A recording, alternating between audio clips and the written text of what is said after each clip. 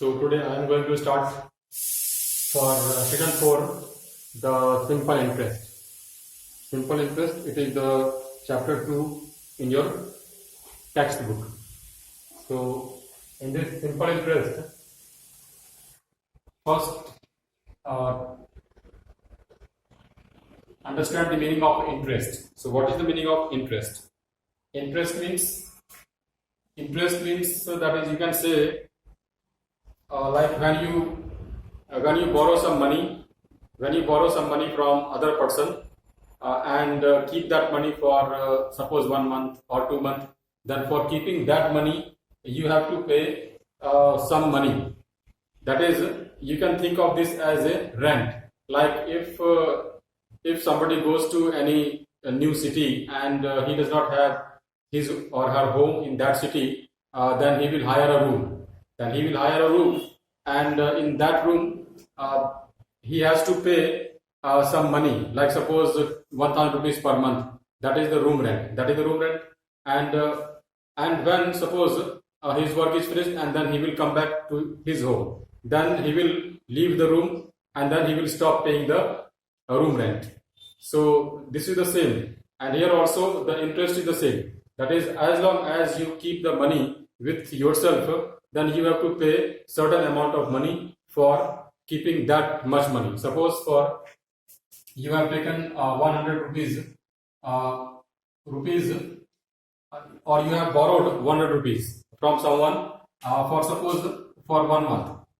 For 1 month, if you borrowed 100 rupees for 1 month, and that person tells you that there is a condition that if that person or other person is giving you the money 100 rupees for 1 month, and he tells you that if you keep the money 100 rupees for 1 month, then when you return after 1 month, you have to pay rupees 10. That is, this 10 rupees will be the interest for 1 month for that person, and you can think of this as the rent for this property, because like I told you that when you get a room in another city, then that is another's property, and when you live, then you have to pay some money as rent. So here also you are using others' money for your own benefit. That is why, and that person tells you that you have to pay the rent or the interest for this. Suppose now this you keep this money for 2 months. Then if you keep this money for 2 months, then you have to pay rupees 20 for, and that is, if you keep this money for 2 months and after 2 months you will return the 100 rupees, then you will return 100 rupees plus this 20 rupees. That is, this is called the principal. That is the amount which you have, the money which you have taken, or the money which you have borrowed will be called the principal. Okay, principal. This is the money which is called the principal, and this is called the interest. So this is the concept of interest. In this way you can understand, and this is called the rate of interest. You can say that this is that is rate of interest. Rate of interest, and this is called R. And rate of interest, it may be per month, R%. You can say that R%, or this rate of interest may be for 1 month, or it may be for 3 months, or it may be for 6 months, or it may be for 1 year. And when the interest is for 1 year, then it is called the interest per annum.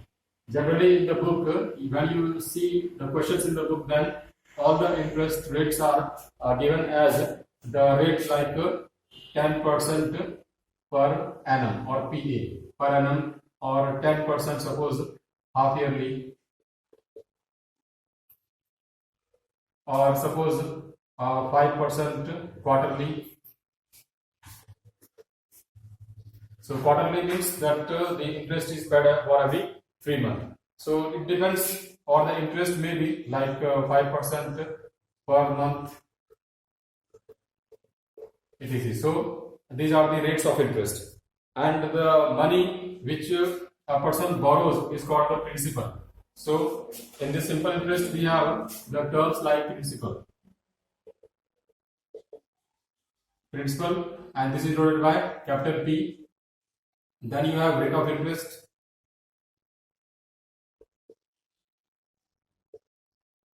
This is R, you can say, and then you have the time, that is T, and so principal, rate of interest, time. Then in this case also you have the amount, that is amount. This is equal to principal plus the simple interest, and the formula for simple interest is SI equal to, that is P into R into T by 100. This is the formula for simple interest, and here the P is the principal, R is the rate of interest, T is the time. So, and here one more thing is here that there are words like creditors and the debtors. So what is the meaning of creditor? Creditor means the person who gives money to someone, that is a creditor, and the debtor means the person who has to pay some money to other person. So these are the two words here, creditor and the debtor.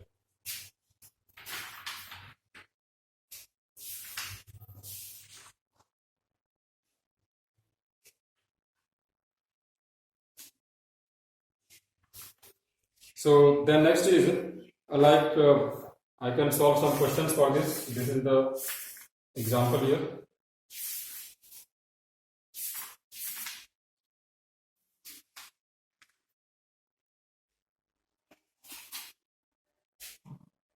Like in this first question, we are given that the rate of interest is 12%. The rate of interest is equal to 12%, and the principal is here 15,000 rupees. So in that is 4 years, how much money? That is the we find interest here. That time equal to here 4 years. So in 4 years, how much will be the interest? So the interest will be equal to SI equal to principal into rate into time by 100.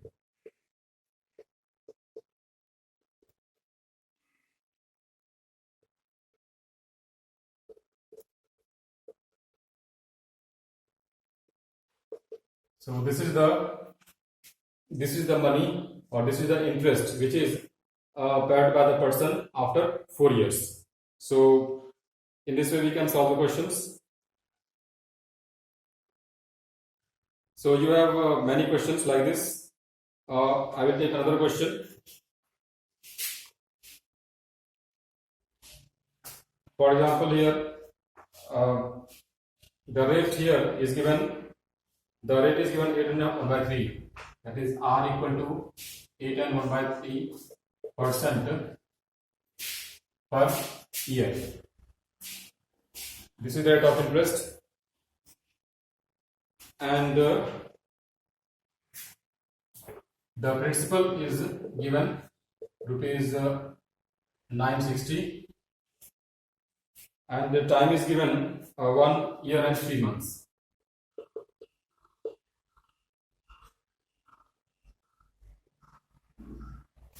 So we have to convert this time 1 year 3 months into year. So 1 plus 3 by 12, because 3 months equal to 3 by 12 year.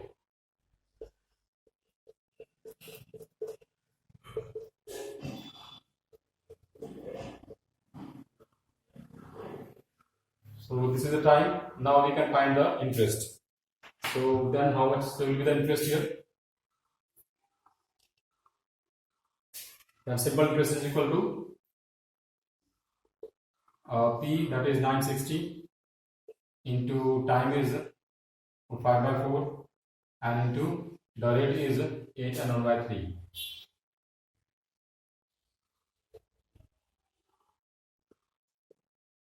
And by 100, so it will be 960 into 5 into 25 by 100 into 4 into 3. Here I have converted this into the fraction.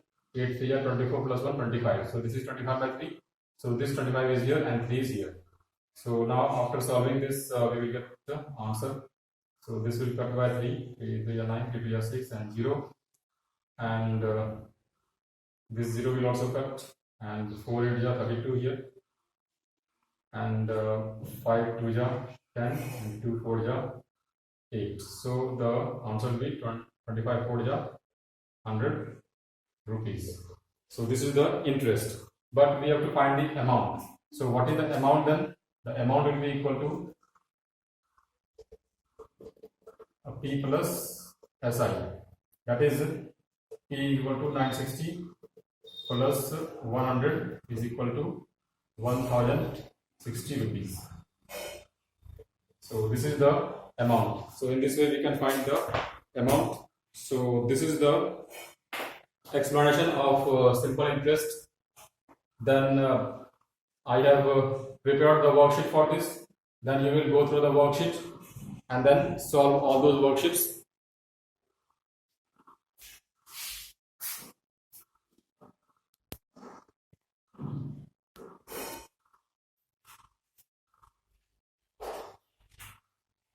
So that's it for today.